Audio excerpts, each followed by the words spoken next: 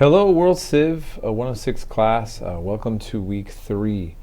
And so I just want to say right off the bat, you will notice that there are no papers this week, but you see lots of work is still going on with notes and discussions. We are averaging about 3 chapters a week. This is the summer session. But some weeks, why it gets broken up a little bit different is sometimes I confuse 2 subjects into each other. Like, so normally for my 106 class, I would have ancient Israel in one section separate from Judaism. But I can put those 2 together because those histories are much more related to each other. In the case of what's going on this week, we're going into Persian culture, India, in Far East and Southeast Asia, and so there's just too much different things going on. And so that's why we're doing it that way, and I hope you find that to be helpful. Actually, I meant to grab my books. Hold up. Ugh. So, sorry. So a lot of you, oh goodness, I'm a mess over here, huh? I'm a mess. I want to remind you that I work at a consignment shop also. I work 4 days a week at the other shop. So I'm going to be very busy the next several days. That's why I try to spend all day Monday grading and answering phone calls and whatever. You can still write me and try to contact me. I'm just, things get gummed up and slowed down until Saturday for me. Now, we did the Ancient Israel, Judaism, and Egypt section, and I'm frustrated because there was a video on Egypt and Christianity that I thought I had put in there, and I didn't get that one in there. I mean, you have a lot of videos anyways, but it would have made that subject, that topic, stand out more. And then basically, I just wanted to say, when it comes to the Ancient Israel section, normally I like to kind of give a qualification about that because I knew, and I saw in some of the comments that some of you were saying you were a little uncomfortable with the section because of, being a believers and questioning the history that some scholars do with the book of Joshua. I just want to point out that I was a little bit shocked myself when I first started studying the section, and I talked to some theologians, men that went to universities to study theology.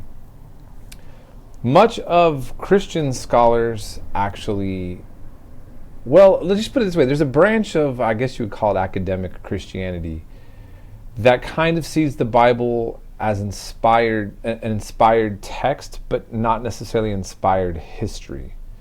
In other words, they don't feel committed that the history has to be accurate, but they think that the message is spiritual truths. So not even those, I come from a tradition that I grew up in where it would be understood that if you were to question the history of the Bible, then you're questioning the entire Bible and not believing in it.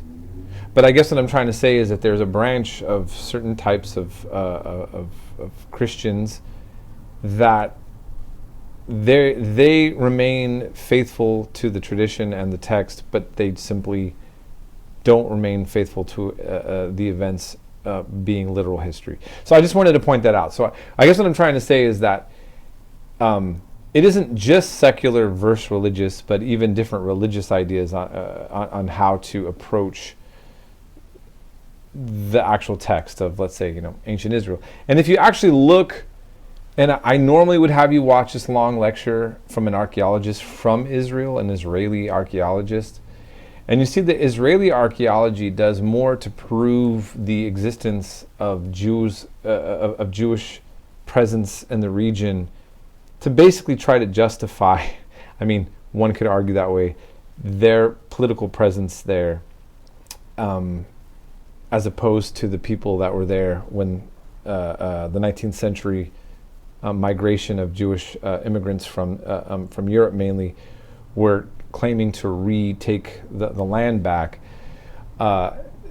they didn't make it as a religious argument then, and much of the Israeli archaeological establishment is basically trying to prove that Jews belong in Israel, as opposed to whether or not the Bible is telling literal history. And in fact, they do the exact opposite on many times.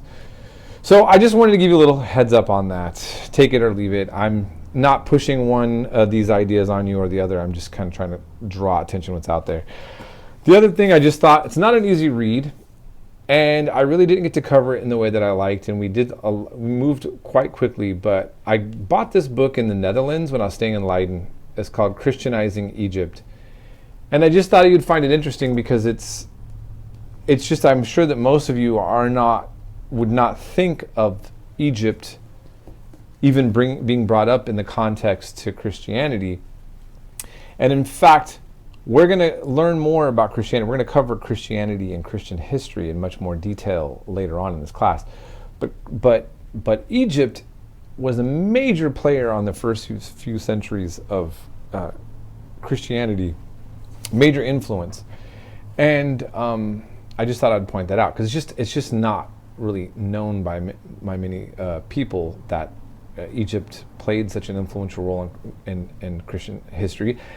And if you remember in my text, what we talked about on one of my lectures, that the first ever translation of the entire Bible was made in Alexandria, Egypt. So an Egyptian translation of the Bible from Hebrew and Aramaic into Greek, just the Old Testament portions as terms, the term that Christians use, was made. If you could even think about it this way, out of Africa, because Egypt's in Africa, the first translation of the Bible from the original languages into another language, which happened to be Greek, came out of Africa, out of Jewish community in Egypt. Okay, so that's kind of interesting thoughts. So I just wanted to say that. And on that section, if you ever want to look, I mentioned the guy Shabbatite's V. This is quite a heavy book. This is the man that was viewed as the Messiah and believed to be the Christ, Messiah of the Jews by the majority of Jews, more than any other person that claimed to be Messiah. And then he ended up converting to Islam when his life was under threat. And so what's interesting is very little Jews took interest in Christianity and Jesus.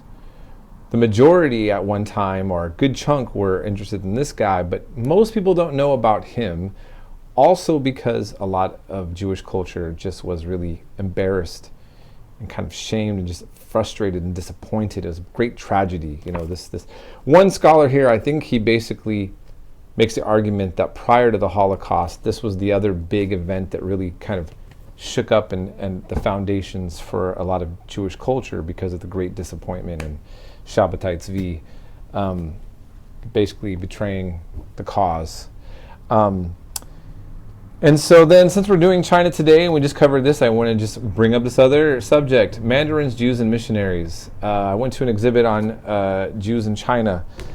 And so I'm just trying to point out that the world is multifaceted, and a lot of these histories that we're covering, and though we're covering a lot, they can overlap or mesh into each other and give us lots of surprises. So I just really wanted you to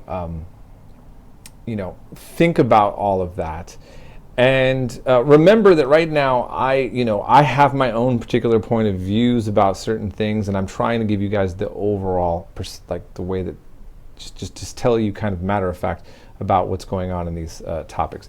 I hope that you're enjoying them. I'm hoping this week being able to not write papers, but just be able to focus on the lectures, and the discussions and the video notes will be satisfactory. Last thing to say, please make the discussions more interesting and a part of what we're learning. Super important. The discussions are not meant to be just fluffy, not off the top of your head. Try to make it so that we're all engaged in the subject. A lot of you are doing that, but a lot of you are not. And you know it if you aren't. You don't have to ask me if you are or not. You know if you are or not, okay? But let's see you stick to the topics and make it interesting. If you have any questions or problems, again, please get a hold of me and we'll be in touch.